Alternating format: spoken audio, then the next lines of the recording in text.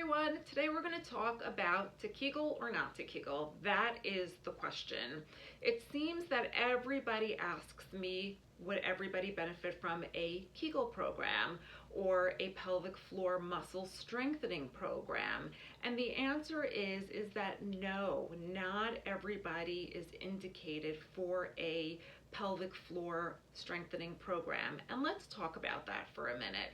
So a pelvic floor strengthening program or a Kegel program can be very beneficial for people who truly have a weak pelvic floor. And you want to make sure that you are assessed by a pelvic floor specialist, because the pelvic floor is made up of 3 layers of muscles, and each layer has 3 muscles in it.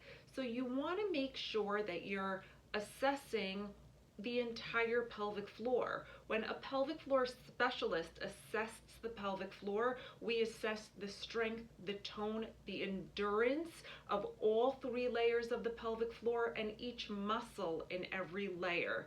So it has to be highly individualized.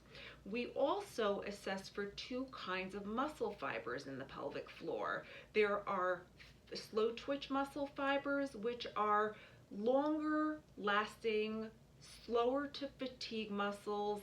These are endurance fibers. These are going to protect you when you have to go to the bathroom, but there's no bathroom for 30 minutes.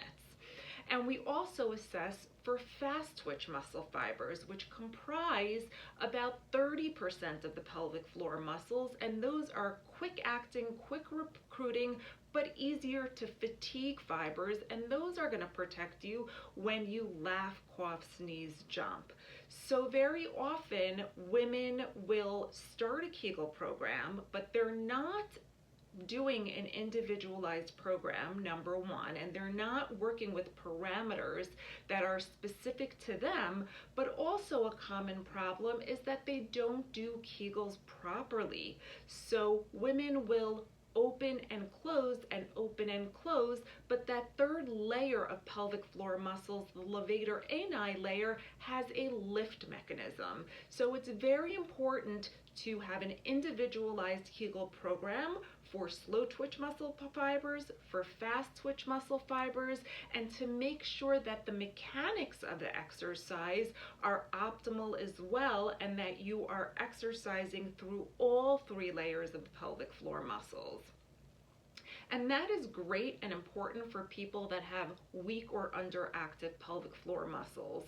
However, I do get almost as many women, or just as many women, who present with similar symptoms, bowel and bladder and sexual symptoms, with pain or urinary leaking or fecal incontinence or difficulty holding back wind or constipation or incomplete evacuation, urinary urgency and frequency.